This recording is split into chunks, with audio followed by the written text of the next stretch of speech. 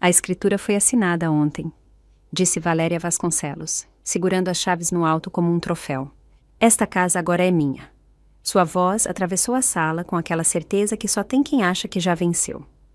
Meu filho, Ricardo Silveira, estava ao lado dela com uma trena na mão, medindo o espaço onde colocariam os móveis novos. Móveis para a minha casa. Para a casa que comprei com o suor do meu rosto, em 1997, quando vendi o sítio dos meus pais e comecei do zero nesta Belo Horizonte que eu mal conhecia. Mas eles não sabiam disso, ou fingiam não saber. Valéria caminhava pela sala como se estivesse experimentando sapatos novos numa loja chique. Tocava as paredes, as cortinas, afastava os porta-retratos com 2 dedos, como se a poeira da minha vida a incomodasse. Aqui vai o sofá cinza que vi na loja, dizia. E lá, uma luminária de chão moderna. Isso aqui tem que mudar, Ricardo. Está parecendo anos 80. Ela me olhou de soslaio, com aquele sorriso fino que usava quando queria me ferir sem elevar a voz. A senhora já podia ir encaixotando suas coisas, Eunice. Na segunda-feira a transportadora vem, a gente vai procurar algo pequeno para a senhora. Não se preocupe. Algo mais condizente com a sua idade. Ricardo não disse nada. Apenas mediu, apenas assentiu, apenas evitou o meu olhar. Meu filho. O menino que carreguei no colo subindo estas mesmas escadas quando estava com febre, aquele que chorou no meu regaço quando o pai morreu. Agora ele segurava uma trena e media o espaço onde eu já não cabia mais. Engoli em seco. Eu não ia chorar na frente dela, não daria esse prazer. Valéria pegou o celular e começou a tirar fotos. É para design de interiores, explicou. Queremos que fique impecável. Uma casa assim merece uma reforma completa. Ela parou em frente à janela grande, a que dá para o parque municipal, a que eu limpava todos os sábados há 28 anos. Aqui vou pôr plantas grandes, disse, daquelas que a gente vê nas revistas. E talvez trocar as esquadrias. Estão muito velhas. Senti um nó na garganta, mas não me movi da minha poltrona. Estava sentada no mesmo lugar onde meu marido lia o jornal todas as manhãs, onde minha filha Patrícia fazia as tarefas antes de ir estudar fora, onde eu costurava, onde chorava, onde rezava. Valéria queria apagar tudo. Queria transformar a minha história numa foto de catálogo.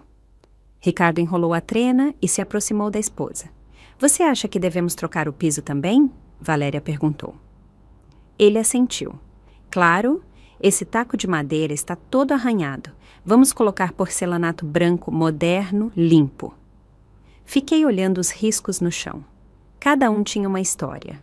Aquele era de quando Ricardo arrastou a bicicleta nova. Aquele outro, de quando a panela com o pernil de Natal caiu.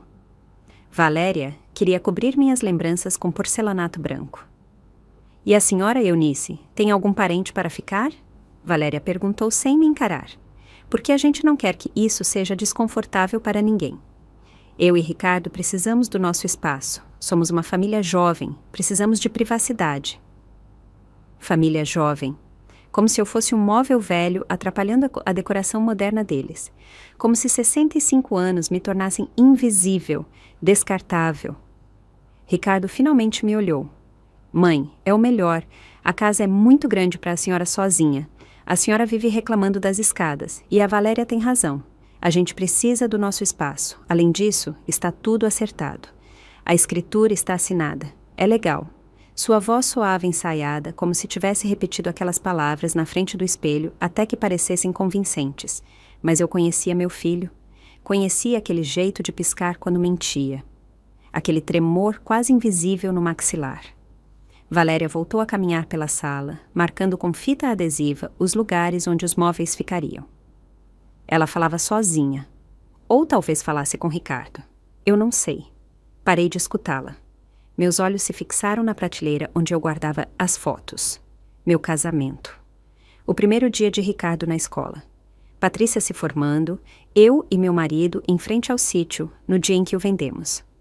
Todas aquelas fotos iam parar numa caixa, num quartinho qualquer de um lugar que Valéria considerasse apropriado para mim. Foi então que a campainha tocou, um som longo e insistente. Valéria franziu a testa. Quem é agora? murmurou, impaciente. Ricardo foi até a porta. Eu não me movi, apenas esperei. Algo dentro de mim, algo pequeno, mas firme, me dizia que aquela campainha não era casualidade, que algo estava prestes a mudar. Eu não sabia o que, mas sentia, como quando o ar fica pesado antes de uma tempestade. Ricardo abriu a porta e viu o síndico Rubens Dantas, o administrador do condomínio. Alto, com a pasta de couro debaixo do braço, com aquela seriedade que sempre o caracterizou. Boa tarde, disse com a voz firme. Procuro a senhora Valéria Vasconcelos.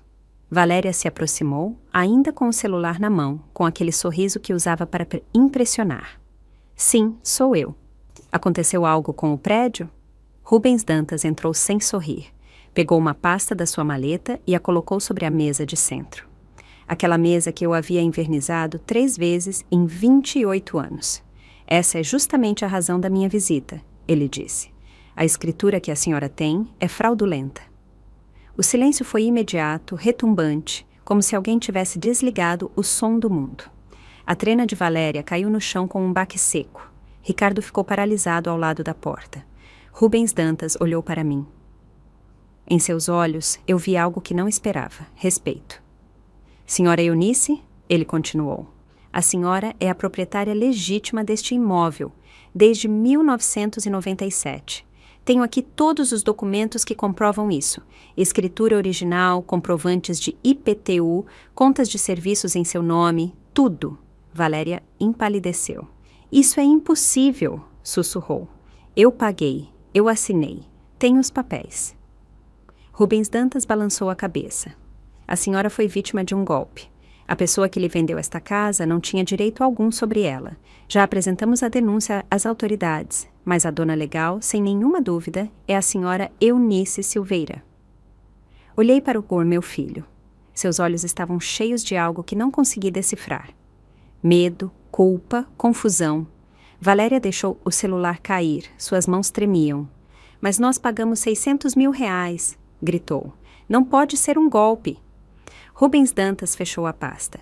Sinto muito pela situação de vocês, mas isso não muda a realidade legal. Esta casa pertence à senhora Eunice. E se precisarem de mais provas, a administração do condomínio tem todos os registros desde que ela comprou o apartamento há 28 anos. Fiquei sentada, imóvel, olhando para as chaves que Valéria ainda segurava em sua mão trêmula.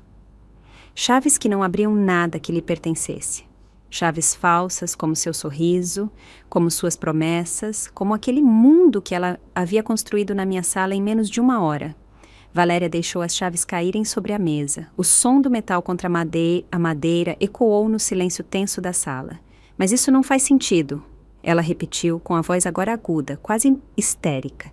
Eu tenho documentos, tenho provas. Assinei em cartório. Ricardo, fala alguma coisa. Meu filho passou a mão pelo rosto. Parecia um homem acordando de um pesadelo. Mãe, sussurrou. A senhora sabia que isso ia acontecer. Não respondi de imediato. Rubens Dantas me olhava, esperando.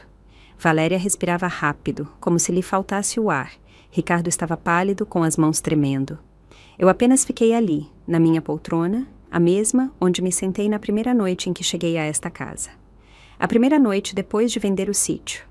A primeira noite sem meus pais, sem a minha terra, sem nada além de uma escritura nova e a esperança de recomeçar. 1997, 28 anos atrás. Lembro-me do cheiro de tinta fresca. Lembro-me das caixas empilhadas no corredor. Lembro-me do meu marido carregando Ricardo, que tinha apenas 7 anos, e dizendo-lhe: Olha, filho, esta é a nossa casa. Sua mãe comprou com o próprio esforço. Nunca se esqueça. Ricardo havia corrido pelos cômodos vazios, gritando de emoção. Esta é a minha casa! Ele gritava. Minha casa! Agora, aquele mesmo menino me olhava como se eu fosse uma estranha. Mãe! Ele repetiu, mais forte desta vez. A senhora sabia que Valéria Itieva estava sendo enganada e não disse nada. Levantei o olhar e o encarei diretamente nos olhos. Eu sabia, disse com calma. Eu sabia que ninguém pode vender o que não é seu. E esta casa é minha. Sempre foi. Valéria explodiu. A senhora sabia e nos deixou gastar 50 mil reais em reformas. A senhora é uma velha cruel, uma manipuladora. Ricardo, sua mãe armou para a gente. Rubens Dantas levantou a mão, interrompendo-a. Senhora, controle-se. A senhora Eunice não tem responsabilidade nenhuma no mau negócio de vocês. A senhora não verificou o imóvel, não investigou, não consultou a administração do condomínio. Nós temos todos os registros. Se tivessem perguntado, teríamos dito a verdade desde o primeiro dia. Ricardo se jogou numa cadeira com a cabeça entre as mãos. Valéria começou a andar em círculos como um animal enjaulado. Isso é um absurdo, ela dizia. Um absurdo. Eu vou processar, eu vou reaver meu dinheiro. Alguém vai pagar por isso. Rubens Dantas pegou outra folha na pasta. Já apresentamos a denúncia ao Ministério Público, informou. A pessoa que lhes vendeu este imóvel usou documentos falsos. É um golpista conhecido, tem pelo menos 6 casos semelhantes. Vocês são apenas mais uma vítima. Valéria se deixou cair no sofá.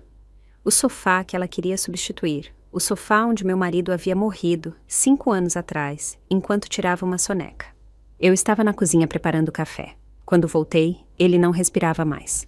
Liguei, sacudi, chorei sobre o peito dele até os paramédicos chegarem. Aquele sofá guardava o formato dele, o cheiro, a ausência. E Valéria havia planejado jogá-lo fora como se fosse lixo. Ricardo, Valéria disse com a voz embargada.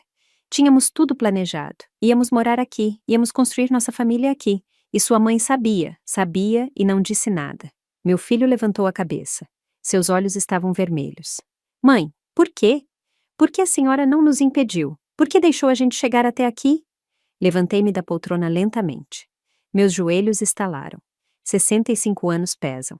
Caminhei até a janela, aquela mesma janela onde Valéria queria colocar plantas de revista. Olhei para o parque, as mesmas árvores que eu via todas as manhãs há 28 anos. Os mesmos bancos onde Ricardo brincava quando criança, o mesmo chafariz onde meu marido me beijou no dia em que nos mudamos. Porque eu precisava que você visse, Ricardo. Eu disse sem me virar. Eu precisava que você visse quem é a mulher com quem você se casou. Eu precisava que você entendesse o que você me fez durante estes 3 anos. O silêncio atrás de mim era denso, pesado. Eu me virei e olhei para os dois. 3 anos, repeti. 3 anos desde que vocês se casaram. 3 anos em que me tornei a empregada da minha própria casa, o estorvo, a velha que incomoda. Valéria abriu a boca para falar, mas eu levantei a mão. Não, eu disse. Agora quem fala é a dona desta casa, aquela que pagou cada tijolo, que limpou cada canto, que chorou em cada cômodo. Rubens Dantas deu um passo para trás, me dando espaço. Ricardo me olhava com os olhos arregalados, como se não me reconhecesse. Lembro do dia em que você trouxe a Valéria para me conhecer, continuei. Ela chegou com um vestido verde, salto alto, perfume caro. Apertou a minha mão como se estivesse tocando algo sujo. Lembro que perguntou por que eu ainda vivia aqui, por que não tinha me mudado para uma casa de repouso. Você riu, Ricardo. Disse que era brincadeira, mas eu vi os olhos dela e soube. Mãe, isso não é justo, Ricardo começou. Não é justo? Gritei. O que não é justo é a senhora ter me pedido para cozinhar para os jantares de vocês, enquanto Valéria se gabava de que ela tinha preparado tudo. O que não é justo é a senhora ter me mandado dormir cedo quando os amigos de vocês vinham, porque a minha presença os incomodava. O que não é justo é a senhora ter esquecido meu aniversário por 3 anos seguidos, mas ter celebrado o dela com dupla sertaneja e bolo de 3 andares. Ricardo empalideceu. Valéria olhava para o chão. Rubens Dantas ajeitava os documentos, incomodado. Eu sentia o coração batendo nos meus ouvidos. 28 anos de silêncio estavam sendo quebrados. 28 anos engolindo humilhação, fingindo que não doía, sendo invisível na minha própria casa. E hoje, continuei, hoje vocês vieram com uma escritura falsa, com chaves que não abrem nada, com planos de me apagar, de transformar a minha vida em decoração moderna, em porcelanato branco. Eu me aproximei da mesa onde Rubens Dantas havia deixado os documentos. Toquei-os. Papel grosso, oficial, real. Esta casa eu comprei com o dinheiro do sítio dos meus pais, eu disse. 300 mil reais. Tudo o que eles tinham, tudo o que me deixaram. Eu vendi para vir para esta cidade e dar uma vida melhor para a minha família, para o seu pai, para você, para a Patrícia. Ricardo tinha lágrimas nos olhos. Mãe, eu não sabia. Eu não sabia que a senhora tinha pago a casa. Eu pensei... Valéria me disse que meu pai tinha comprado, que a senhora só morava aqui porque ele permitia.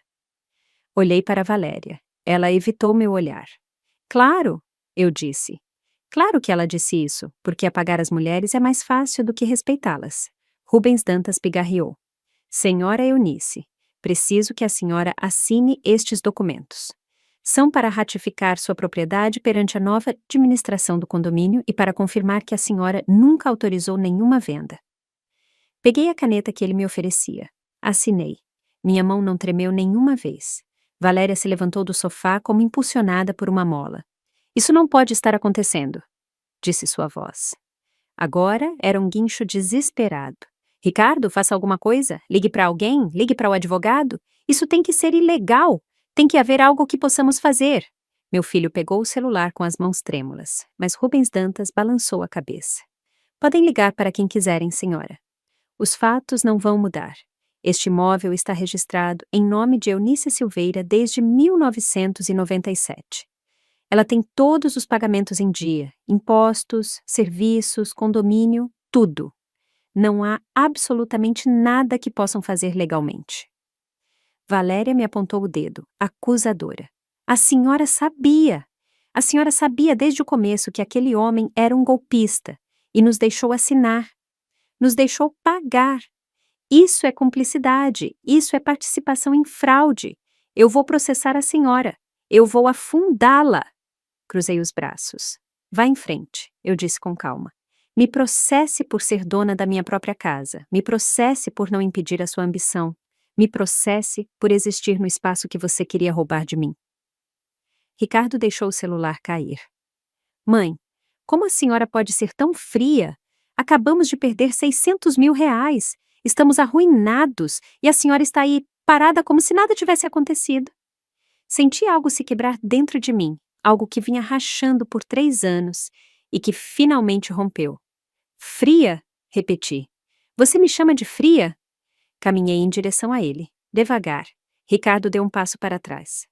Fria, eu disse de novo mais alto. Fria é a mulher que te criou sozinha quando o seu pai adoeceu. Fria é aquela que vendeu as joias da mãe para pagar a sua faculdade. Fria é aquela que trabalhou em turno dobrado no Hospital Santa Maria para que você não precisasse pedir empréstimo. Fria é aquela que chorou sozinha no quarto para que você não a visse fraca. Minha voz quebrou na última palavra, mas eu não parei. Ricardo me olhava como se me visse pela primeira vez. Eu te dei tudo, continuei. Tudo, e quando você se casou com ela, quando a trouxe para morar aqui, eu aceitei. Eu sorri. Eu disse bem-vinda, porque pensei que meu filho tinha escolhido bem, que havia encontrado uma companheira, uma família.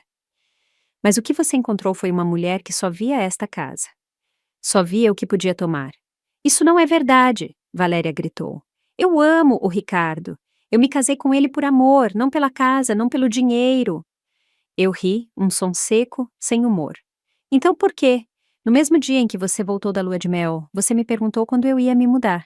Por que sugeriu que eu procurasse um asilo? Por que disse que uma mulher da minha idade não devia morar com um casal jovem? Valéria abriu a boca, mas nenhuma palavra saiu. Ricardo sentou-se de novo. Parecia menor, mais jovem. Mãe, ele sussurrou. Eu não sabia que Valéria tinha dito isso para a senhora.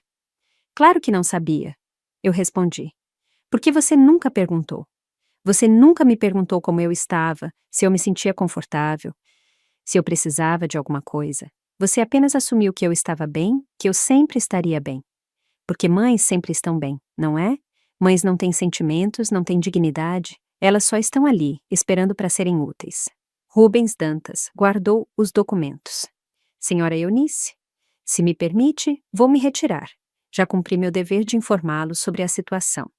Se precisar de mais alguma coisa, estarei na administração. E se eles, ele apontou para Valéria e Ricardo, tentarem lhe causar algum problema, não hesite em me ligar. Temos segurança no condomínio 24 horas. Assenti. Obrigada, Rubens. Obrigada por ser honesto, por não mentir para mim, por me tratar como o que eu sou, a dona da minha casa.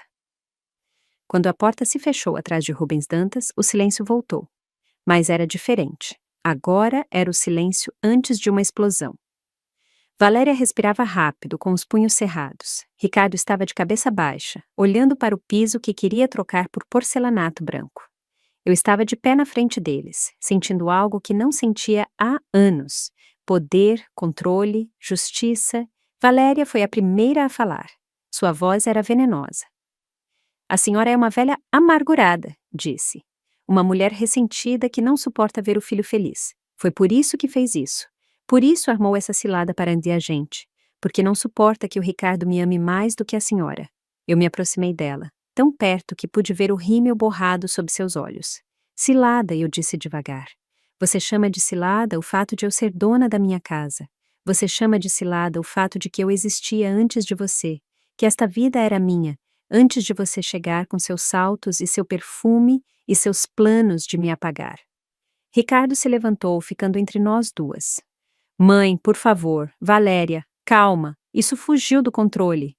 A gente tem que pensar com clareza, temos que encontrar o homem que nos enganou. Temos que reaver o nosso dinheiro. Eu ri de novo. Reaver o seu dinheiro? Esse é o seu único problema agora, não é? Não que você humilhou sua mãe, não que tentou roubar a casa dela, apenas que perdeu o dinheiro. Não é a casa dela, Valéria gritou. É só uma casa, só paredes e janelas, mas nós somos a família dele, o filho, o sangue dele. E a senhora escolheu as paredes, escolheu os tijolos, escolheu o orgulho. Senti as lágrimas queimarem os meus olhos, mas não as deixei cair. Não, eu disse. Ainda não escolhi nada. Vocês escolheram. Escolheram quando decidiram que eu atrapalhava. Quando planejaram me expulsar. Quando mediram a minha sala para os seus móveis. Quando falaram de mim como se eu não estivesse presente, como se eu não importasse. Ricardo passou as mãos pelo cabelo. Mãe, me desculpa, sinto muito mesmo. Eu não sabia que a senhora se sentia assim. Eu não sabia que a Valéria tinha tratado a senhora mal. Eu pensei que estava tudo bem. Que éramos uma família feliz. Uma família feliz? Repeti. Numa família feliz, Ricardo, não se esquecem aniversários. Não se exclui a avó das fotos de família. Não se manda a mãe dormir cedo porque incomoda as visitas. Não se pede para ela cozinhar e depois se leva o crédito. Não se planeja roubar o lar dela. Valéria limpou as lágrimas com raiva. Eu nunca quis roubar nada da senhora. A gente só queria a nossa própria casa, o nosso próprio espaço. É normal. É o que os casais jovens fazem. Eu a encarei. Se quisessem o seu próprio espaço, podiam ter comprado com o seu dinheiro em outro lugar. Mas não quiseram outro lugar, quiseram este lugar, o meu lugar, porque era mais fácil. Porque pensaram que eu não diria nada, que eu apenas encaixotaria minhas coisas e sumiria como uma boa velhinha obediente. Nesse momento, a campainha tocou novamente. Os três ficaram paralisados. Ricardo foi abrir. Era Zilda, minha vizinha do andar de cima. Ela trazia uma travessa coberta com papel alumínio.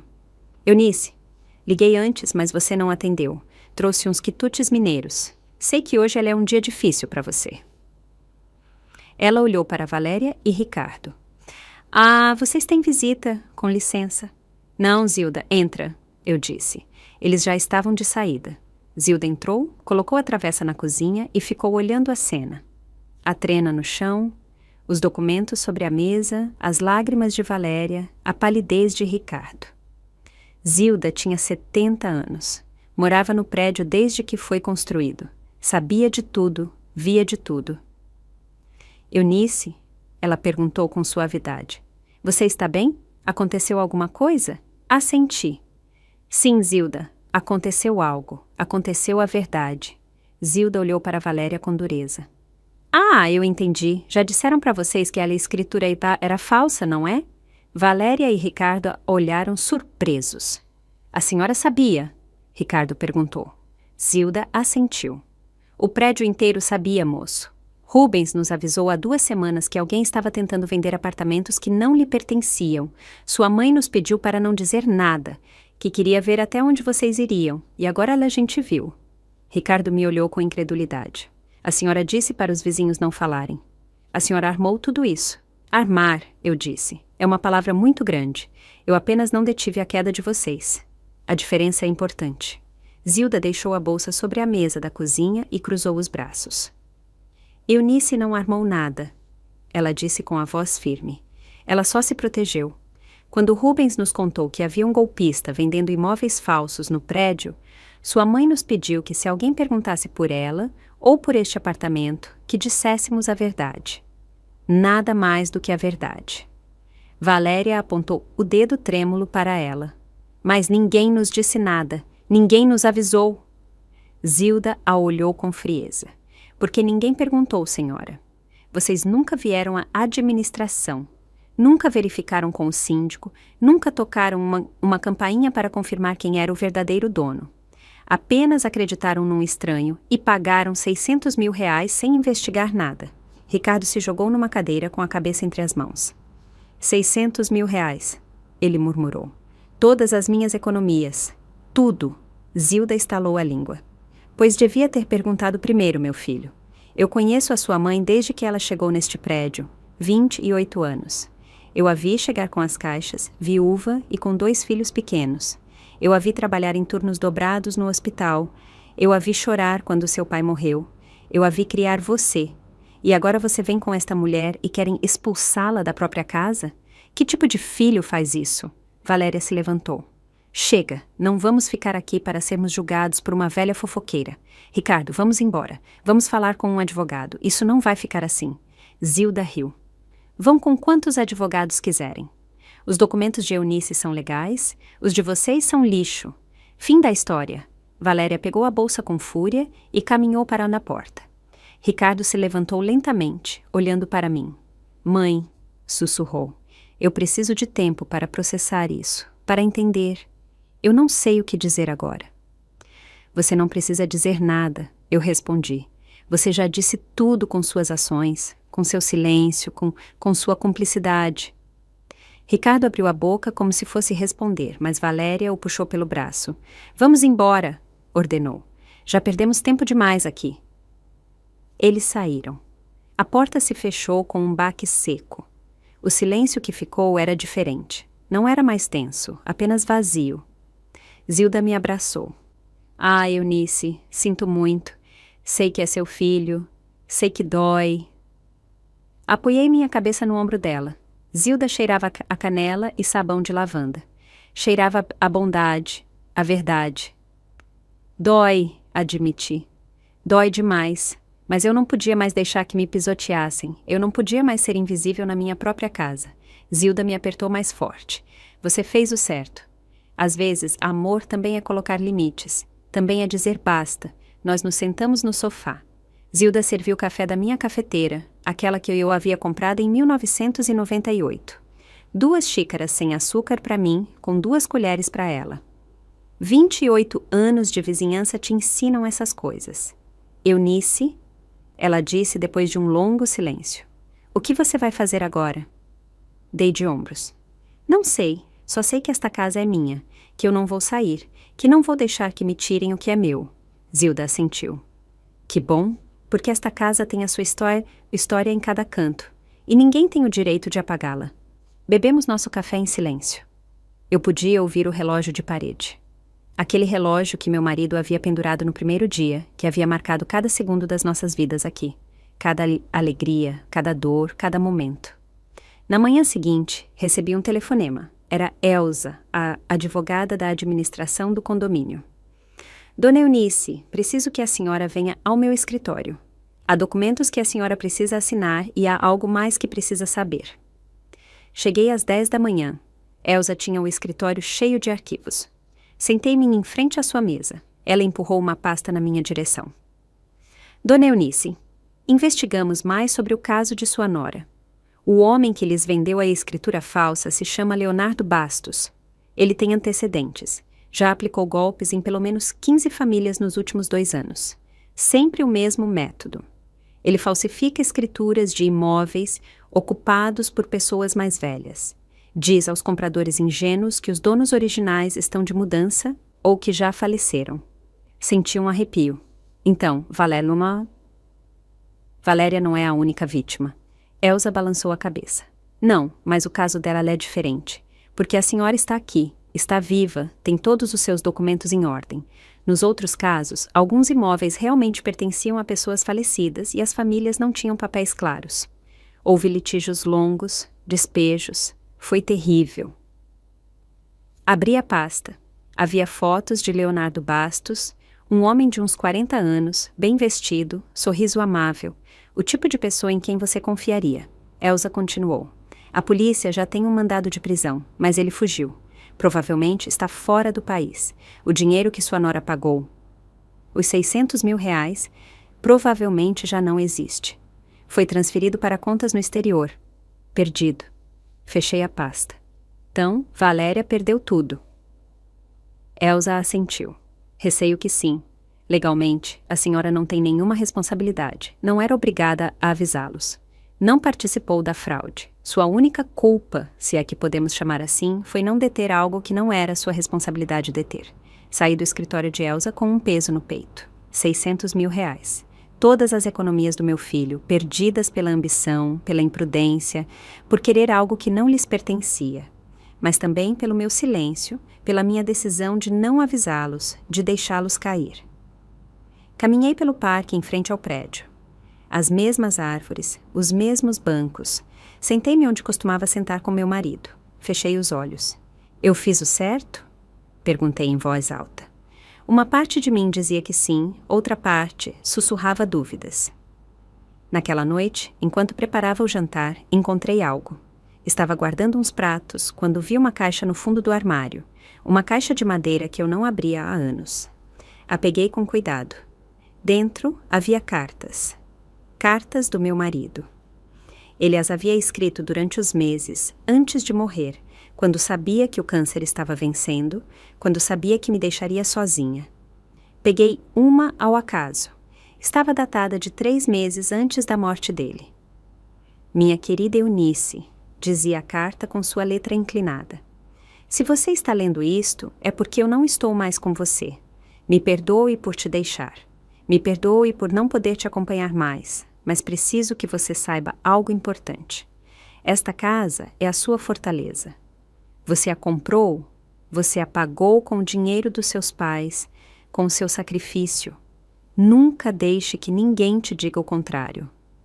Nunca permita que a tirem de você. E se um dia nossos filhos esquecerem o que você fez por eles, lembre-os.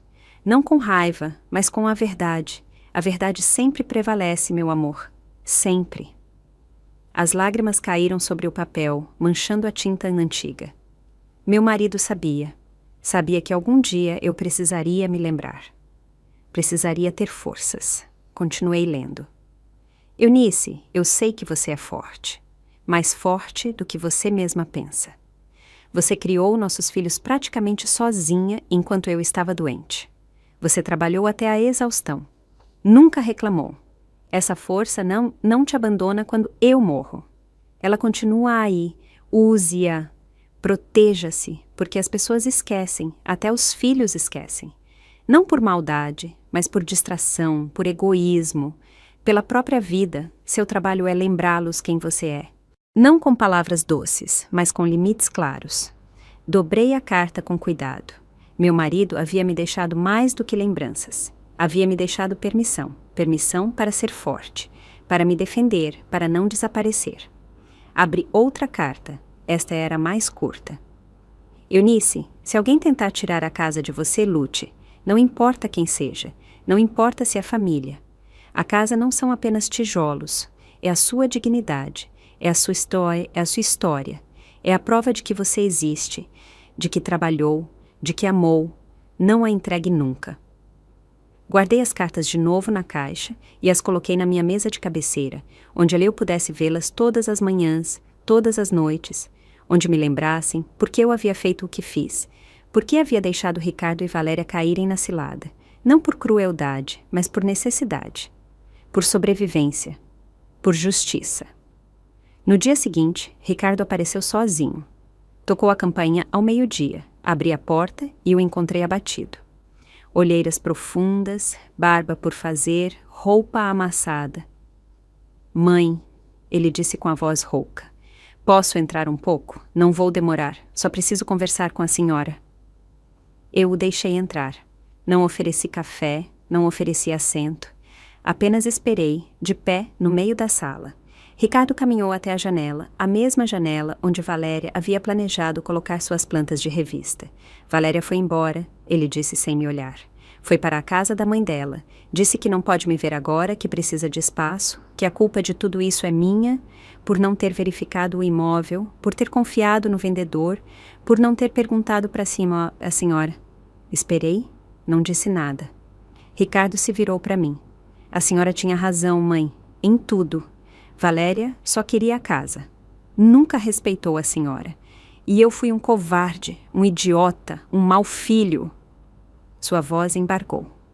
Ricardo se jogou no sofá, o mesmo sofá onde o pai dele havia morrido, onde eu havia chorado, onde tínhamos sido família antes de Valéria chegar para redecorar tudo. Perdi tudo, mãe, sussurrou. Tudo. 600 mil reais, minhas economias, meu casamento, o seu respeito, tudo. Fiquei de pé, com os braços cruzados. Você não perdeu meu respeito, Ricardo. Você o entregou. Há uma diferença. Ele levantou o olhar. Seus olhos estavam vermelhos, inchados. Ele tinha o olhar de um menino perdido, do menino que havia sido, do menino que eu havia criado sozinha depois que o pai dele adoeceu. Mãe, eu não sei como isso aconteceu, ele disse. Eu não sei em que momento parei de ver a senhora, de ouvir a senhora. Valéria tinha um jeito de falar, de me convencer. Dizia que a senhora era antiquada, que não entendia como os relacionamentos modernos funcionavam, que as sogras deviam dar espaço aos casais jovens. E eu acreditei nela. Meu Deus, eu acreditei em tudo. Sentei-me na frente dele, mas mantive a distância. Relacionamentos modernos, repeti. É assim que eles chamam agora o desrespeito, a ingratidão, o esquecimento de onde você veio e de quem te criou. Ricardo passou as mãos pelo rosto. Eu me lembro, mãe, lembro de tudo. De como a senhora trabalhava em turno dobrado no hospital, de como chegava tão cansada que mal podia andar, mas ainda assim preparava o jantar, de como vendeu as joias da vovó para pagar a minha faculdade, de como chorou quando eu me formei. Lembro de tudo. Mas Valéria tinha um jeito de fazer com que tudo isso parecesse insignificante, como se fosse a obrigação da senhora, como se não houvesse o que agradecer por fazer o que as mães fazem. O que as mães fazem? Eu disse lentamente. Mães não têm a obrigação de sacrificar tudo, Ricardo. Aquela foi a minha decisão, o meu amor, a minha escolha. Mas o amor tem que ser recíproco, tem que haver respeito. E você deixou que ela me tratasse como empregada, como estorvo, como algo que precisava ser removido. Ricardo assentiu com a cabeça baixa. Eu sei, e eu me odeio por isso. Toda vez que Valéria falava mal da senhora, eu sabia que estava errado, mas não dizia nada porque queria paz. Porque queria que o meu casamento funcionasse. Porque eu fui um covarde. Fez-se um longo silêncio. Eu podia ouvir o trânsito na rua, o latido distante de um cachorro. O tic-tac do relógio que o pai de Ricardo havia pendurado há tantos anos. Ricardo, eu disse, finalmente. Quando foi a última vez que você me perguntou como eu estava? Não por cortesia, de verdade. Quando foi a última vez que você se sentou comigo e a gente apenas conversou? Como costumávamos fazer antes? Ele me olhou com os olhos cheios de lágrimas. Eu não sei, mãe, eu não me lembro, e isso me mata. Eu levantei a mão, tocando a prateleira onde estavam as fotos de família. A foto do meu casamento, a de Ricardo bebê, a de Patrícia na formatura, a de todos juntos antes que o câncer chegasse, antes que a morte nos visitasse, antes que Valéria existisse nas nossas vidas. Esta casa tem memória, Ricardo, eu disse. Cada canto, cada parede. E eu também tenho memória. Não posso esquecer como me trataram, como planejaram me expulsar, como mediram a minha sala para os móveis deles enquanto eu estava sentada ali, invisível. Ricardo se levantou e caminhou na minha direção. Mãe, eu sei que não mereço o seu perdão. Sei que o que fizemos foi imperdoável, mas preciso que a senhora saiba que eu nunca quis machucar a senhora.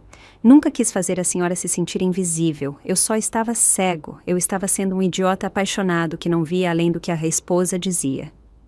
Eu o detive com um gesto. O amor não te deixa cego, Ricardo. O amor te faz enxergar melhor. O que você tinha não era amor. Era obsessão, Era medo de ficar sozinho. Era fraqueza. Seus ombros tremeram. Ele começou a chorar. Um choro profundo, vindo do peito, como quando era criança e caía. Como quando o pai dele morreu e ele chorou nos meus braços por horas. Mãe, me perdoa, ele implorou entre soluços. Por favor, eu não sei como consertar isso. Não sei como recuperar a sua confiança, mas farei o que for, o que a senhora me pedir. Só não me vire as costas, não me abandone. Senti meu próprio coração se partir, porque por mais zangada que estivesse, por mais ferida, ele ainda era meu filho. Ainda era o bebê que eu havia carregado, o menino que eu havia protegido, o homem que eu havia criado sozinha. Mas eu também sabia que o perdão não podia vir fácil, que se eu o perdoasse agora, sem consequências, sem aprendizado, eu apenas estaria ensinando que ele podia me machucar e voltar quando lhe conviesse. Ricardo, eu disse com a voz firme, eu preciso de tempo, eu preciso de espaço, preciso processar tudo o que aconteceu. Você não pode vir aqui, chorar e esperar que tudo volte a ser como era antes. Porque não vai ser como era antes. Nunca. Algo se quebrou e coisas quebradas não voltam a ser iguais, mesmo que a gente as colhe. Ricardo limpou as lágrimas com as costas da mão. Eu entendo, ele sussurrou. Eu entendo.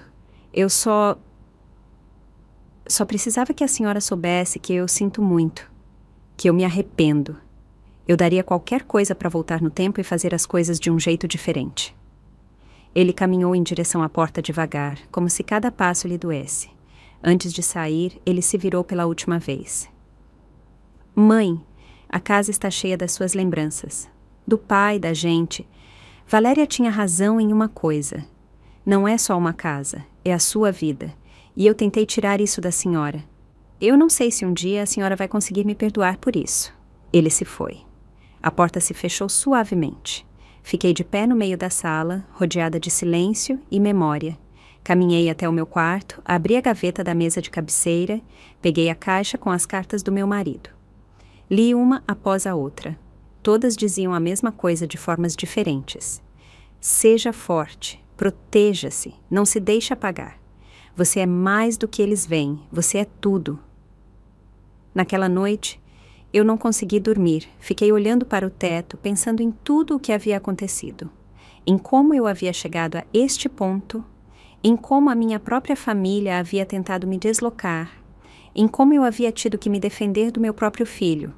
Pensei em Patrícia, minha filha, que vivia na Europa, que ligava uma vez por mês, que mandava cartões postais, que tinha uma vida dela. Patrícia não sabia de nada disso e eu ficava feliz. Porque Patrícia sempre havia me respeitado, sempre havia me valorizado, sempre havia me visto. Às 3 da manhã, levantei-me. Fui para a cozinha, preparei um chá de camomila, sentei-me perto da janela, a cidade estava dormindo. As luzes piscavam ao longe. Pensei em todas as noites que havia passado assim, sozinha, acordada pensando, me preocupando, planejando, sobrevivendo. 65 anos, uma vida inteira. E eu ainda tinha que lutar pelo meu lugar no mundo. No dia seguinte, liguei para Elsa, a advogada. Preciso mudar meu testamento, eu lhe disse. Preciso garantir que esta casa esteja protegida. Que ninguém possa tirá-la de mim, que quando eu morrer, ela vá para quem eu decidir, e não para quem presumir que lhe cabe. Elsa me marcou para aquela mesma tarde. Sentamo-nos no escritório dela. Ela pegou formulários, documentos legais. Dona Eunice, ela me perguntou. A senhora tem certeza para quem quer deixar a propriedade? Assenti. Para minha filha, Patrícia. E se ela não a quiser, que seja vendida e o dinheiro doado para um abrigo para mulheres idosas vítimas de abuso familiar. Elsa levantou as sobrancelhas. É uma decisão forte, ela disse. A senhora tem certeza? Completamente segura, eu respondi. Meu filho teve a chance dele. Teve anos de oportunidades e escolheu uma mulher que só via esta casa como butim. Escolheu o silêncio em vez da minha dignidade. Agora eu escolho. Assinei os documentos, cada página, cada linha, com a mão firme. Sem dúvidas. Elsa os guardou num envelope pardo. Ficou registrado, ela disse. Ninguém pode mudar isso sem a sua autorização. E se algo acontecer com a senhora? O testamento é executado automaticamente. Saí do escritório sentindo algo estranho. Algo parecido com a paz, mas também com a tristeza. Porque me proteger significava me afastar. Significava colocar muros onde antes havia portas. Significava aceitar que a minha família não era o que eu havia acreditado. Que o amor não era incondicional, que até os filhos podiam esquecer, podiam trair, podiam ferir. 3 semanas se passaram. Ricardo ligava a cada 2 dias. Eu não atendia. Deixava que as chamadas fossem para a caixa postal. Eu escutava as mensagens dele depois. Mãe, por favor. Mãe, preciso conversar com a senhora. Mãe, sinto a sua falta. Mãe, me perdoa. Sua voz cada vez mais embargada, mais desesperada. Mas eu não estava pronta. Ainda não. Zilda subia para me visitar todas as tardes. Trazia comida, trazia companhia, trazia normalidade. Eunice, ela me dizia, sei que dói, mas você fez o certo. Os filhos precisam aprender que as mães também têm limites, que também podem dizer basta. Um dia, enquanto tomávamos café, ela me perguntou algo que ninguém mais havia ousado perguntar. Eunice, você acha que Ricardo realmente mudou? Ou ele só está assustado porque perdeu tudo? Fiquei pensando por um longo tempo. Eu não sei, Zilda, admiti, finalmente. Não sei se o arrependimento dele é real ou se é só medo. Medo de ficar sozinho. Medo de encarar os erros dele. Zilda assentiu. O tempo vai te dizer, as ações falam mais do que as palavras. Se ele realmente mudou, você vai ver. Se não, você também vai ver. E então, você vai saber o que fazer. Eu bebi meu café devagar. Eu sabia que ela tinha razão, que o tempo era o único juiz verdadeiro. 2 meses depois de tudo o que havia acontecido, algo mudou em mim. Não foi repentino, foi gradual, como o amanhecer que chega devagar, sem se anunciar. Acordei uma manhã e soube que não podia mais continuar vivendo na amargura. Que defender a minha casa havia sido necessário, mas que ficar presa na dor não era. Meu marido sempre dizia que a vida era curta demais para ser desperdiçada em ressentimento, e ele tinha razão. Sentei-me à mesa da cozinha com um caderno velho. Comecei a escrever. Não sabia bem o quê. Apenas deixei as palavras fluírem.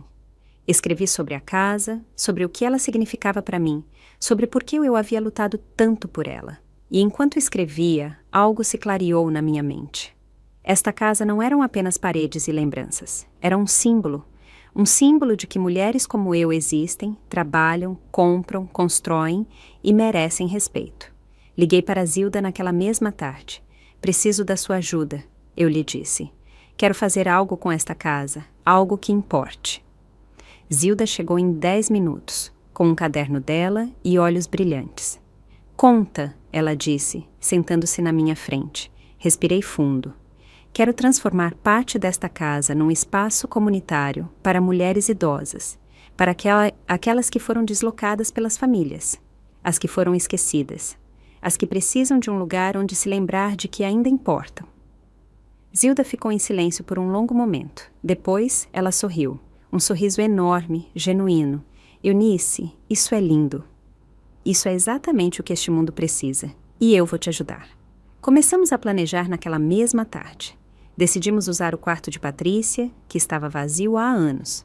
Transformaríamos em um espaço de reunião, com cadeiras confortáveis, livros, chá e café. Um lugar onde as mulheres pudessem vir para conversar, desabafar, fazer amizades. Conversei com Rubens Dantas, o síndico. Expliquei a minha ideia. Ele não apenas apoiou, mas ofereceu ajuda do condomínio. Dona Eunice, ele disse, isso é exatamente o que a nossa comunidade precisa. Há tantas mulheres neste prédio que vivem sozinhas, que foram deslocadas pelas próprias famílias. A senhora está lhes dando voz. Está lhes dando dignidade. Conseguimos as permissões. Rubens Dantas conversou com a junta de moradores. Todos aprovaram. Zilda espalhou a notícia, e eu comecei a transformar o quarto. Pintei as paredes de cor pêssego, uma cor quente, acolhedora. Comprei cortinas novas, cor creme, coloquei estantes com livros doados pelos vizinhos. Pusemos uma mesa redonda com 6 cadeiras. Preparei uma pequena estação de chá com diferentes sabores: jasmim, menta, camomila, canela. Na parede, pendurei um cartaz que eu mesma fiz com madeira de reuso. Dizia, simplesmente, aqui você importa. A primeira reunião foi num sábado à tarde. Eu não sabia se alguém viria. Zilda trouxe biscoitos, Rubens Dantas ajudou a ajeitar as cadeiras. Eu preparei o chá e esperei. Às 3:00 bateram na porta. Era Vera, uma mulher de 72 anos que morava no 4º andar. Eu a tinha visto no elevador, mas nunca tínhamos conversado muito. Posso entrar? Ela perguntou timidamente. Zilda viu o anúncio no saguão. Claro, Vera, eu disse com um sorriso. Bem-vinda. Vera entrou devagar, olhando tudo com olhos marejados. Este lugar é lindo, sussurrou. Faz anos que não me sinto bem-vinda em lugar nenhum. Ela se sentou e começou a falar. Contou que o filho e a nora a tinham tirado de casa há 3 anos, que a tinham colocado num apartamento pequeno e escuro, que a visitavam uma vez por mês por obrigação, que se sentia invisível, descartável. Enquanto ela falava, bateram de novo. Chegou Tânia, 68 anos. Depois chegou outra mulher e outra. No total, 6 mulheres naquela primeira tarde. Todas tinham histórias semelhantes.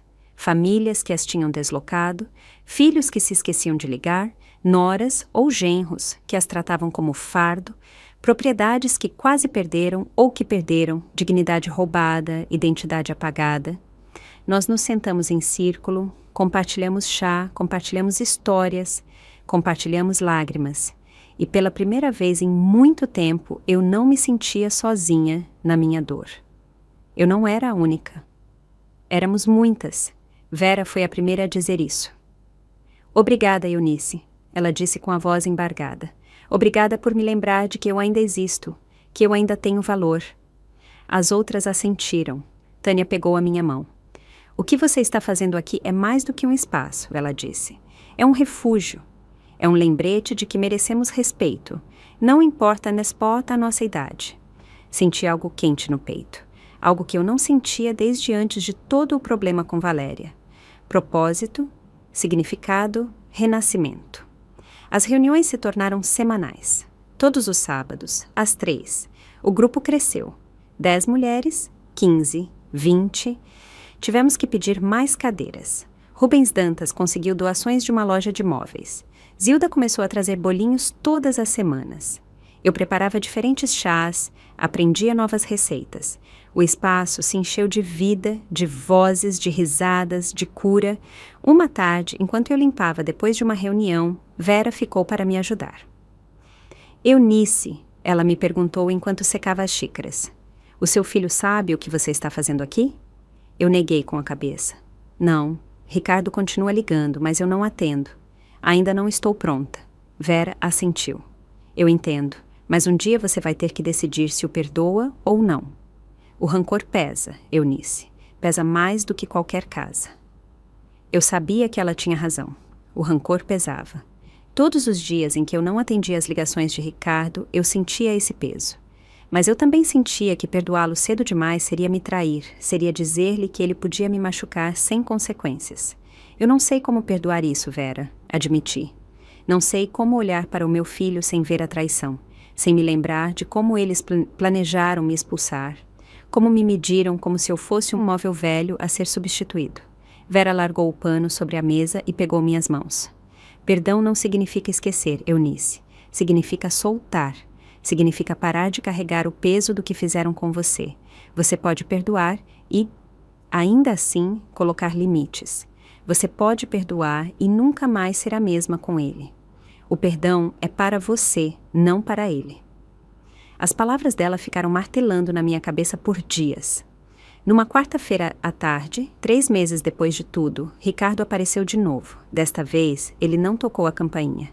Estava sentado no corredor em frente à minha porta quando eu cheguei do mercado. Mãe, ele disse, levantando-se rapidamente. Por favor, só me escuta. 5 minutos. É tudo o que eu peço. Olhei para as sacolas do mercado nas minhas mãos. Olhei para o rosto dele abatido, mais magro. Olhei para os olhos dele que já não tinham aquela arrogância de antes. Apenas cansaço, apenas dor. Está bem, eu disse, finalmente. 5 minutos? Abri a porta, entramos. Ricardo olhou em volta, viu as cadeiras no quarto de Patrícia, viu os livros, o cartaz, as xícaras sobre a mesa. O que é isto? Ele perguntou. Meu novo projeto, eu respondi. Um espaço para mulheres idosas que foram deslocadas pelas famílias. Para mulheres como eu. Ricardo ficou olhando para o cartaz. Aqui você importa. Seus olhos se encheram de lágrimas. Mãe, ele começou com a voz trêmula. Eu tenho ido à terapia 2 vezes por semana. Eu precisava entender como cheguei a ser tão cego. Como pude machucar a senhora assim? E eu aprendi coisas. Eu aprendi que fui um filho terrível, que priorizei a minha esposa em vez da senhora sem questionar se era o certo, que me deixei manipular porque era mais fácil do que encarar a verdade. Ele se sentou no sofá, aquele sofá cheio de história. Eu e Valéria nos divorciamos. Ele continuou. Assinamos os papéis na semana passada. Ela nunca mais voltou depois daquele dia, só mandou um advogado. Ficou com o carro, eu fiquei com as dívidas. Os 600 mil reais perdidos. Eu não soube o que dizer. Parte de mim sentia satisfação, outra parte sentia pena. Ricardo não me olhou, apenas continuou falando. Eu tenho morado num apartamento pequeno, trabalho horas extras para pagar o que devo. Ou melhor, o que eu devo. Tudo em meu nome. E sabe qual é o pior, mãe? O pior não é o dinheiro. É saber que eu perdi a senhora por isso. Que eu troquei a minha mãe por uma mulher que só queria coisas, que só queria status, que nunca me amou de verdade. Aí você está enganado, eu disse, finalmente. O pior não é que você me perdeu. O pior é que você esteve disposto a me perder. Essa é a diferença. Ricardo levantou o olhar. A senhora tem razão, ele sussurrou. E eu não sei se um dia a senhora vai me perdoar, mas eu preciso que saiba que estou tentando ser melhor. Ser o filho que a senhora merecia ter. Ser o homem que meu pai queria que eu fosse. Ele me mostrou algo no celular. Uma foto. Era ele, num centro comunitário, servindo comida. Eu comecei a fazer trabalho voluntário, ele explicou. Num refeitório para idosos, 3 vezes por semana. Eu não faço isso para a senhora me perdoar. Eu faço porque preciso entender. Preciso ver as pessoas idosas como seres humanos completos, não como estorvos, como eu vi a senhora. Sentei-me em frente a ele. Os 5 minutos já haviam passado, mas eu não o detive.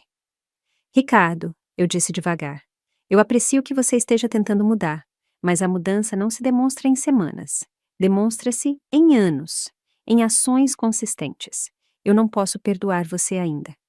Não porque eu não queira, mas porque eu preciso ver que esta mudança é real, que não é só medo de ficar sozinho, que não é só culpa passageira. Ele assentiu. Eu entendo, mãe, e eu não vou pressionar a senhora. Eu só queria que soubesse que eu não desisti, que eu vou continuar tentando ser melhor, e que quando a senhora estiver pronta, se um dia estiver pronta, eu vou estar aqui. Ele se levantou para ir embora. Antes de chegar à porta, eu o detive. Ricardo se virou. Você pode vir aos sábados, nas reuniões, não como meu filho, como voluntário. A gente pode usar ajuda servindo o chá, movendo cadeiras, escutando. Seus olhos se iluminaram. De verdade, mãe? De verdade, assenti. Mas com uma condição. Nenhuma destas mulheres pode saber que você é meu filho. Você é apenas Ricardo, um voluntário, nada mais.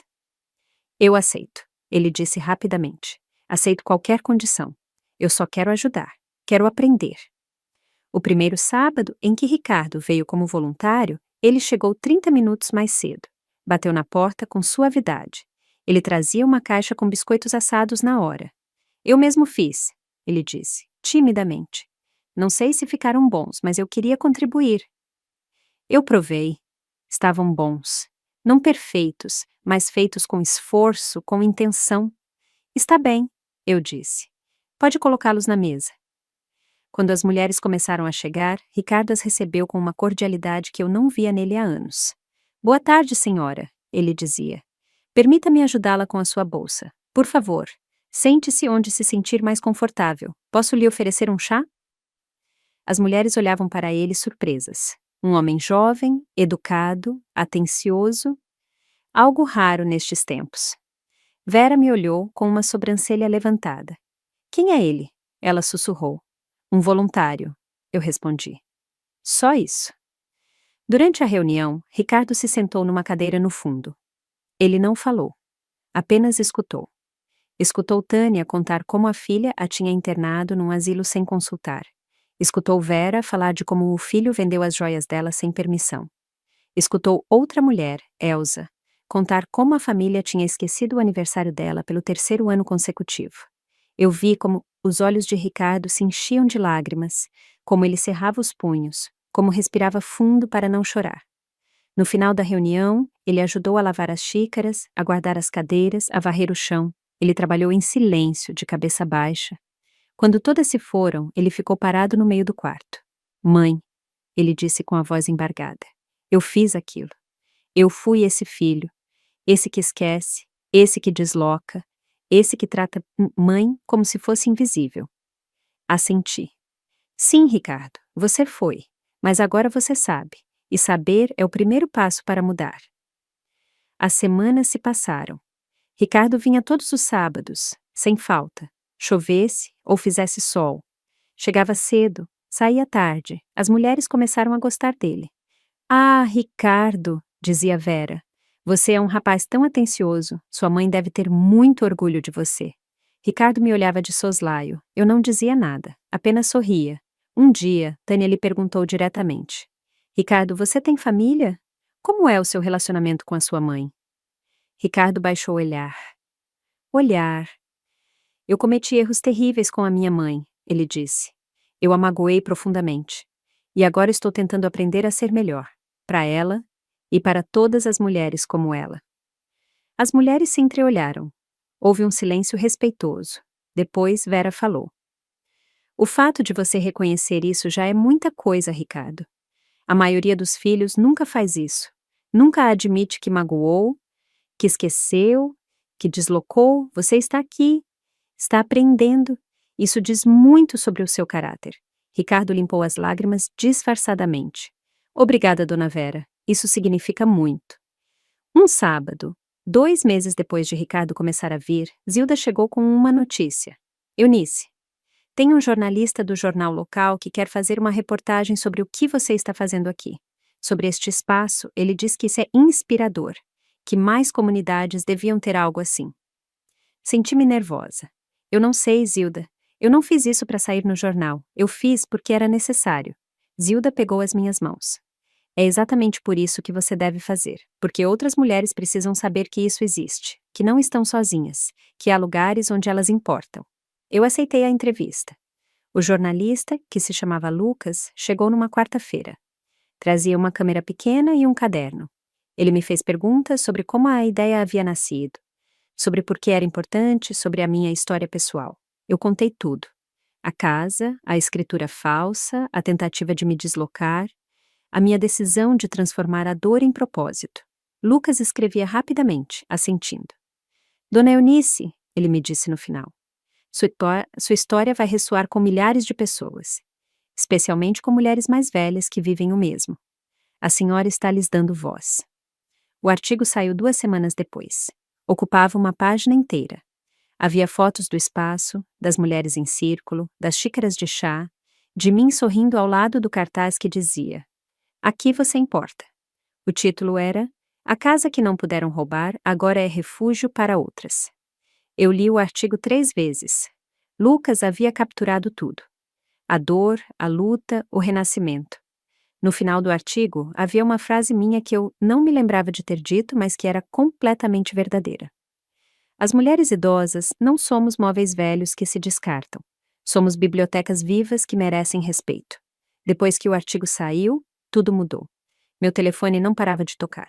Mulheres de toda a cidade ligavam perguntando se podiam vir, se podiam fazer parte do grupo. Rubens Dantas teve que conseguir um salão maior no condomínio.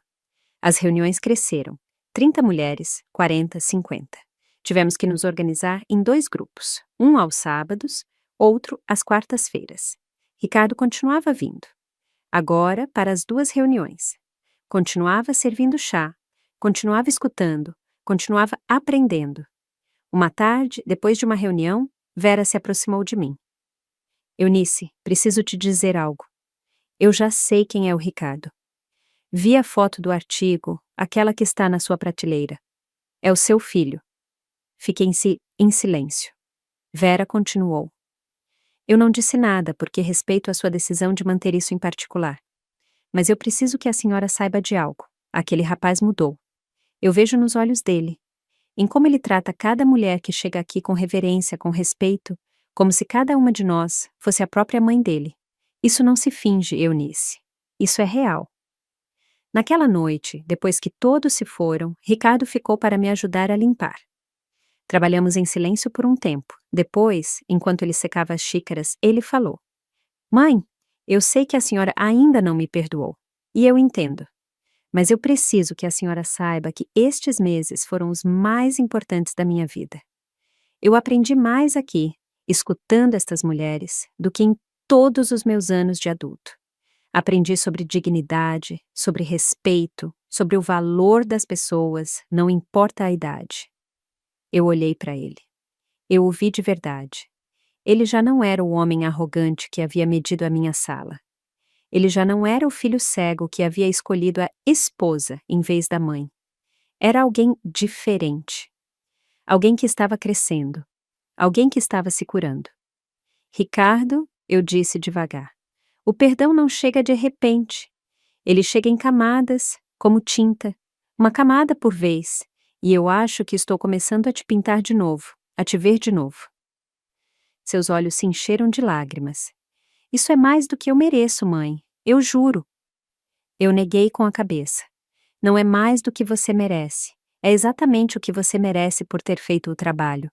Por me mostrar com ações, não apenas com palavras, que você mudou. Nós nos abraçamos pela primeira vez em quase um ano. Um abraço longo, apertado, cheio de tudo o que não podíamos dizer com palavras. Dor, perdão, esperança, amor. 3 meses depois, numa reunião de sábado, aconteceu algo inesperado. Chegou uma mulher nova, mais jovem do que as outras, talvez uns 50 anos. Ela entrou de cabeça baixa, com os olhos vermelhos. Zilda a recebeu e a guiou para uma cadeira. Quando a mulher levantou o olhar, Ricardo empalideceu. Era Valéria. O silêncio foi imediato. Todas as mulheres olhavam entre Ricardo e Valéria. Eu fiquei paralisada. Valéria tinha o rosto abatido, mais magra, sem maquiagem, sem aquela arrogância que antes a definia. Ela começou com a voz trêmula. Eu vi o artigo no jornal, eu li sobre este lugar, sobre o que vocês fazem aqui, e eu pensei que talvez eu também precisasse estar aqui, Vera falou primeiro. Todas são bem-vindas aqui, ela disse com firmeza. Não importa o seu passado, não importa os seus erros. Este é um espaço de cura. Valéria assentiu. Obrigada. Eu não sei se tenho o direito de estar aqui, mas eu perdi tudo. Meu casamento, minha casa, minha dignidade. E eu percebi que eu fui a vilã na história de alguém. Na história de Eunice.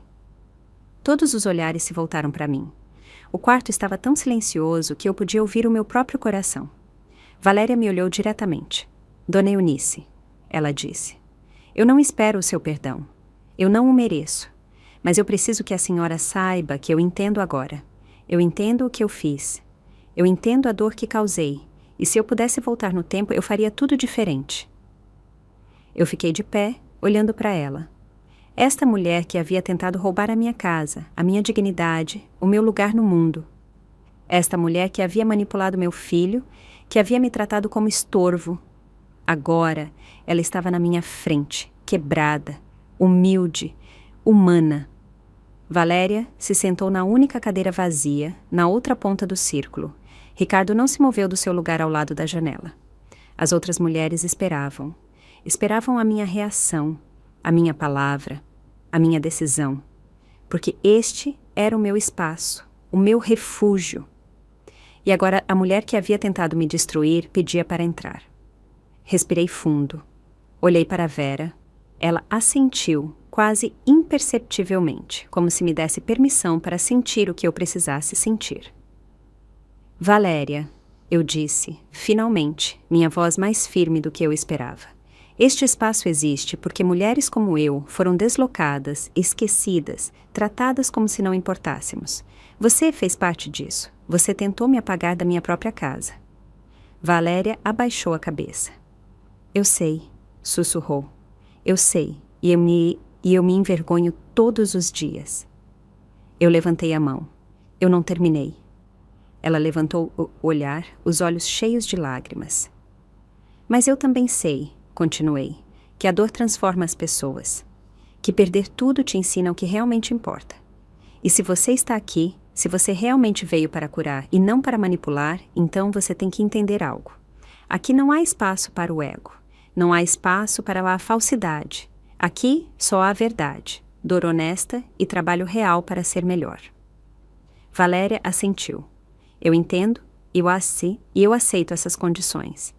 Eu só preciso de um lugar onde aprender, onde entender o que me transformou na pessoa que eu fui. Vera tomou a palavra.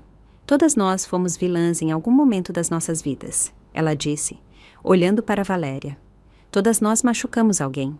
A diferença está em reconhecer, em fazer o trabalho para mudar.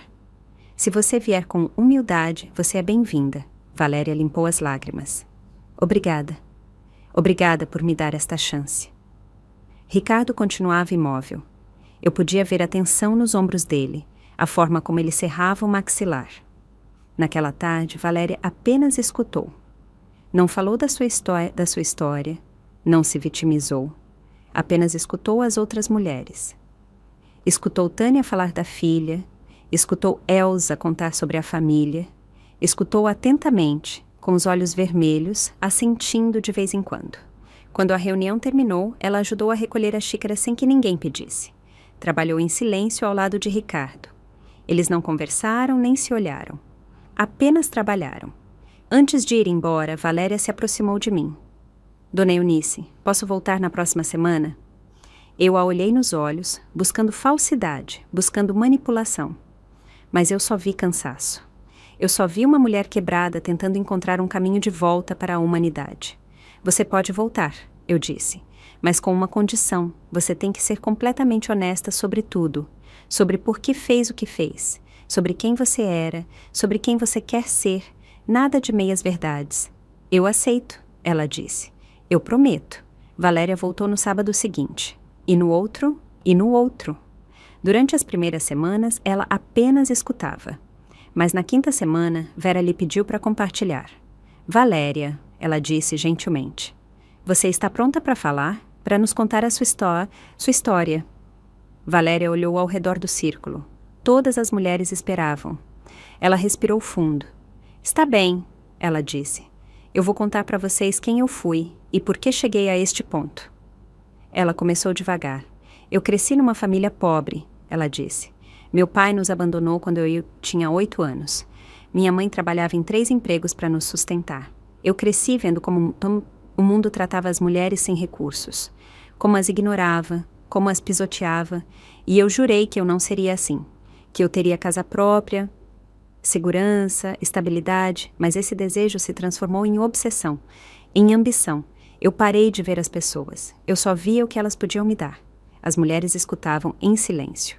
Valéria continuou. Quando eu conheci Ricardo, eu vi uma oportunidade. Um homem bom como uma mãe que tinha uma casa linda. E em vez de construir a minha própria vida, eu decidi tomá-la de alguém. Decidi deslocar Eunice. Convenci Ricardo de que ela atrapalhava, de que merecíamos aquele espaço. Eu manipulei, eu menti. Eu me transformei na pessoa que eu odiava, no meu pai, em alguém que toma sem dar, que usa sem agradecer. Sua voz quebrou. E quando eu perdi tudo, quando a escritura se revelou falsa, quando Ricardo me deixou, eu pensei que era o fim, que eu tinha chegado ao fundo do poço. Mas então eu vi o artigo sobre Eunice, sobre este espaço, e eu percebi que o meu castigo não era perder a casa, era perceber que eu tinha tentado destruir uma mulher que merecia todo o meu respeito. Uma mulher que havia trabalhado pelo que era dela, que havia criado a família sozinha, que havia construído algo real enquanto eu só queria roubar algo fácil. Vera lhe entregou um lenço. Valéria limpou os olhos. Agora eu moro num quartinho pequeno, ela continuou. Trabalho limpando casas. Mal dá para me sustentar. Mas pela primeira vez na minha vida, eu estou construindo algo meu, com as minhas mãos, com o meu esforço. E dói muito, mas é honesto, é real, e eu preciso aprender com mulheres como vocês. Mulheres que foram deslocadas e sobreviveram, mulheres que encontraram propósito depois da dor. Tânia falou: o primeiro passo é reconhecer o dano, Valéria. E você acabou de fazer isso. Isso exige coragem. Agora vem o trabalho difícil. Manter-se nesse caminho. Ser consistente. Provar para si mesma que a mudança é real. Valéria assentiu. Eu estou disposta. Estou disposta a fazer o que for preciso. Zilda acrescentou algo. E você também tem que perdoar a si mesma, eventualmente. Não agora. Ainda não. Mas um dia. Porque carregar essa culpa eternamente não vai te permitir ajudar ninguém. Nem a si mesma. Depois daquela reunião, algo mudou na dinâmica do grupo. Valéria começou a participar mais. Compartilhava o que estava aprendendo na terapia, porque ela também havia começado a ir. Falava sobre os padrões que havia identificado no comportamento dela, sobre o medo da pobreza que a havia transformado em alguém cruel, sobre a necessidade de validação externa que havia feito buscar status em vez de substância. As mulheres a escutavam, a aconselhavam, davam-lhe perspectiva. Ricardo e Valéria eventualmente começaram a conversar. Conversas curtas no início, sobre o chá, sobre o clima, sobre os biscoitos que ele trazia. Nada profundo, mas civilizado, respeitoso. Um dia, depois de uma reunião, Valéria se aproximou de Ricardo. Posso conversar com você um momento? Ela perguntou. Ricardo me olhou, eu assenti. Eles saíram para o corredor, conversaram por 20 minutos. Quando voltaram, ambos tinham os olhos vermelhos, mas as expressões tranquilas. Ricardo me contou depois o que haviam conversado. Valéria me pediu perdão, ele disse. Ela me disse que me usou, que nunca me amou de verdade, que amava a ideia do que eu representava, segurança, estabilidade, uma família que ela nunca teve, e que sente muito por ter me transformado em alguém que eu não era, alguém que traiu a própria mãe. Perguntei a ele como ele se sentia com aquilo. Libertado, ele respondeu. Finalmente libertado. Porque agora eu sei que nada daquilo foi amor de verdade. E isso me permite soltar a ideia do que eu pensei que tínhamos. 6 meses se passaram. O grupo continuava crescendo. Valéria continuava vindo. Continuava trabalhando. Continuava sendo honesta. Um sábado, depois da reunião, ela se aproximou de mim com uma proposta. Dona Eunice, ela começou nervosamente. Eu tenho pensado. Eu limpo casas agora, e muitas das senhoras do grupo precisam de ajuda com isso. As famílias delas não ajudam. Elas estão sozinhas. O que a senhora acharia se eu oferecesse os meus serviços de graça uma vez por mês para as mulheres do grupo? Como uma forma de retribuir, como uma forma de servir. Eu a olhei, surpresa. Valéria, isso significaria muito trabalho extra para você. Você já trabalha 6 dias por semana. Ela assentiu. Eu sei, mas eu preciso fazer isso. Eu preciso servir as pessoas que representam o que eu tentei destruir. Não por culpa, mas por propósito. Por construir algo bom a partir de algo ruim. Eu aceitei. E assim começou. Valéria começou a limpar as casas das mulheres idosas do grupo.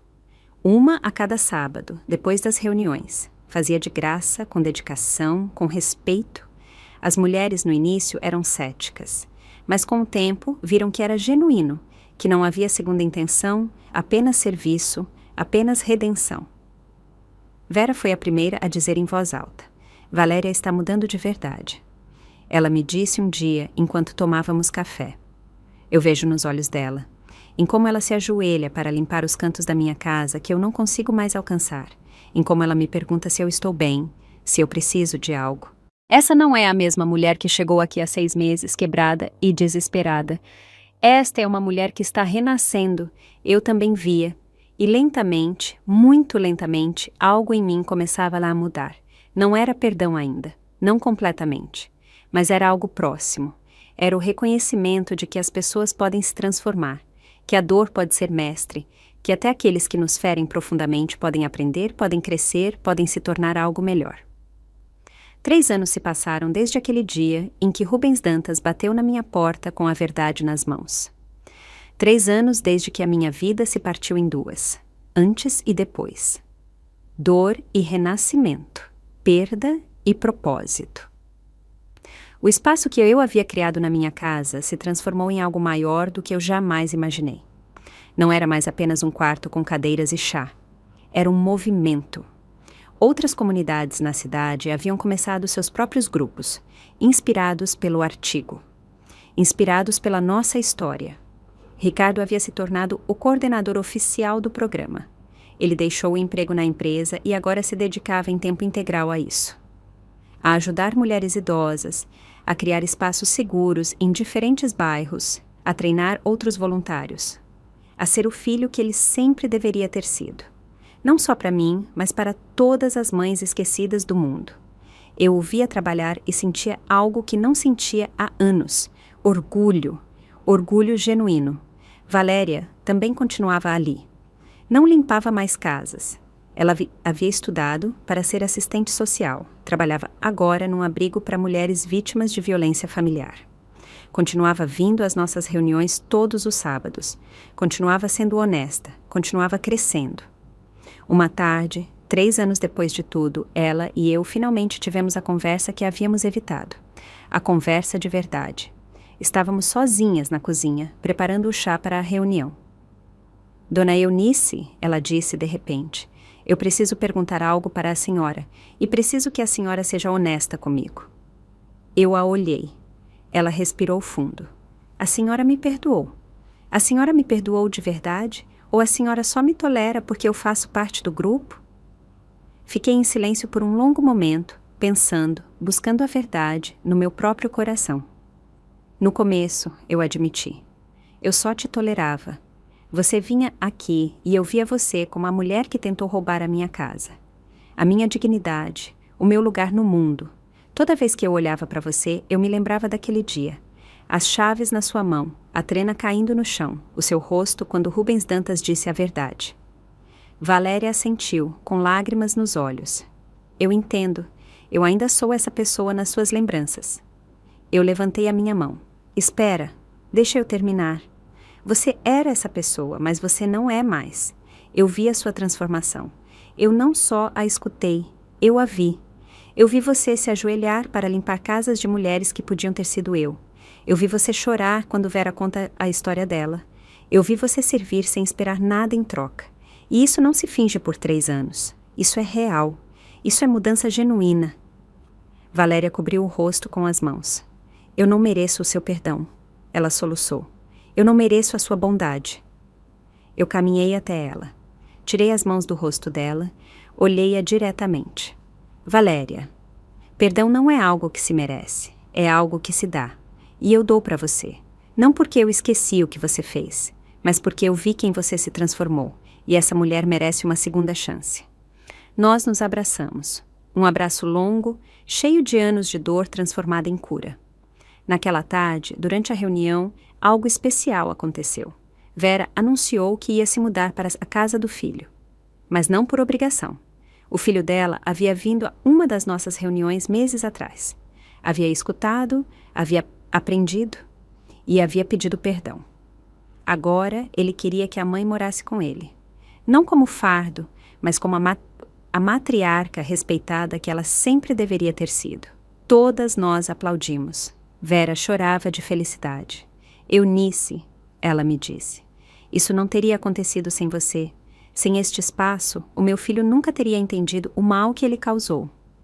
Tânia também tinha novidades. A filha dela havia começado terapia depois que Tânia compartilhou o artigo do jornal. Elas haviam começado a reconstruir o relacionamento lentamente. Com honestidade, com limites claros, mas com amor. Uma história após a outra. Famílias se curando, mulheres recuperando a dignidade, tudo porque um dia eu decidi não desaparecer. Decidi lutar, decidi transformar a minha dor em algo útil. No final da reunião, Ricardo tomou a palavra. Eu queria compartilhar algo, ele disse. 3 anos atrás, eu era o pior tipo de filho. O tipo que esquece, o que desloca, o que prioriza tudo, menos quem o criou. Minha mãe podia ter me fechado a porta para sempre. Podia ter me apagado da vida dela, como eu tentei apagá-la. Mas ela não fez isso. Ela me deu a chance de aprender, de crescer, de ser melhor. E eu quero que todas vocês saibam que se vocês têm filhos que as machucaram, há esperança. Se esses filhos estiverem dispostos a fazer o trabalho, a serem humildes, a servir, há esperança. As mulheres o escutavam com atenção. Algumas choravam. Ricardo continuou. Mas eu também quero dizer para vocês que vocês não têm a obrigação de perdoar.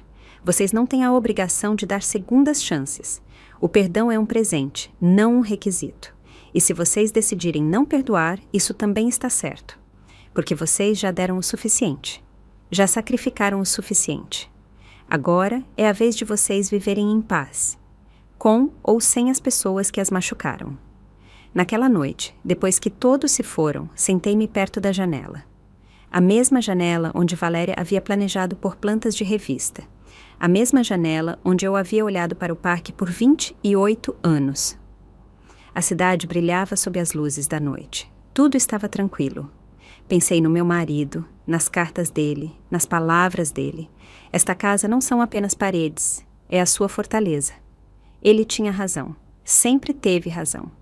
Peguei uma das cartas dele, a última que ele escreveu, aquela que eu nunca havia ousado ler completa porque doía demais. Abria com as mãos trêmulas. Minha querida Eunice, dizia, para quando você ler isto, eu já terei partido e você estará enfrentando o mundo sozinha. Mas eu quero que você saiba de algo. Você é a mulher mais forte que eu conheci. Mais forte do que qualquer tempestade. Mais forte do que qualquer perda. E se algum dia alguém tentar te diminuir, lembre-se disto. Você não é pequena. Você é imensa. Você é uma biblioteca de sabedoria, uma montanha de força, um oceano de amor. Não deixe que ninguém te reduza, nunca. As lágrimas escorreram pelo meu rosto. Continuei lendo. E se você conseguir transformar a sua dor em algo bonito, se você conseguir pegar o que te machuca e transformar em algo que cura outras pessoas, então você terá entendido o segredo da vida. O legado não é um monumento, é um mapa. É o caminho que você deixa para os outros seguirem, para que outros encontrem a sua própria força, o seu próprio propósito, a sua própria voz. Dobrei a carta com cuidado. Guardei-a junto ao meu coração. Meu marido havia visto o meu futuro antes de eu o viver. Havia sabido que eu encontraria o caminho, que transformaria a dor, que deixaria um mapa. Levantei-me e caminhei pela minha casa. Minha casa. Aquela que comprei com o dinheiro dos meus pais, aquela que defendi com a minha verdade, aquela que transformei em refúgio. Cada canto tinha história, mas já não era apenas história de dor. Era história de renascimento. Passei pelo quarto que agora era o nosso espaço de reunião. Vi as cadeiras vazias esperando o próximo sábado. Vi o cartaz que eu mesma havia feito. Aqui você importa. Aquelas 2 palavras haviam mudado tantas vidas, incluindo a minha. Porque ao criar um espaço onde outras mulheres importavam, eu me lembrei de que Leo também importava. Que a minha vida tinha valor. Que a minha história merecia ser contada. Que a minha existência não era negociável. Saí para a varanda. O ar fresco da noite acariciou o meu rosto. Olhei para as estrelas. As mesmas estrelas que meu marido e eu olhávamos juntos. As mesmas estrelas que haviam visto a minha dor, a minha luta, a minha vitória. Fechei os olhos e sussurrei. Eu consegui, amor. Peguei a dor e transformei em propósito. Peguei a traição e transformei em ensinamento. Peguei a casa que quiseram roubar de mim e transformei em lar para centenas de mulheres. Eu consegui. O vento sussurrou de volta, como se ele me respondesse de algum lugar distante. Abri os olhos. A cidade continuava brilhando. A vida continuava se movendo. E eu continuava aqui, de pé. Forte, completa, eu já não era apenas Eunice, a mulher que quase perdeu a casa. Eu era Eunice, a mulher que transformou a sua fortaleza em refúgio. A mulher que ensinou que o perdão é poderoso, mas que os limites também são. A mulher que provou que as mulheres idosas não são invisíveis. Somos essenciais. Eu voltei para dentro, me preparei para dormir, mas antes escrevi algo no meu diário. Algo que eu queria me lembrar. Algo que eu queria deixar para Patrícia, para Ricardo, para todas as mulheres que viriam depois. Eu escrevi: A justiça não grita, ela chega. E quando chega, ela transforma tudo. Não só castiga, cura. Não só destrói, reconstrói. E o maior legado que podemos deixar não é uma propriedade. É um mapa para a dignidade, para o respeito, para lembrar que sempre, sempre importamos. Fechei o diário, apaguei a luz, deitei-me na minha cama, na minha casa, na minha fortaleza e pela primeira vez em anos dormi profundamente. Sem medo, sem dor, apenas paz. Paz conquistada, paz merecida, paz eterna. Gostou da minha história? Se assistiu até o fim, comenta 1. Se curtiu, pode me apoiar dando like no vídeo ou mandando uma pequena doação. No meu canal tem várias outras histórias de vida como essa. Se inscreve e confere. Coloquei 2 novas histórias na tela que todo mundo adorou. Obrigado por estar aqui.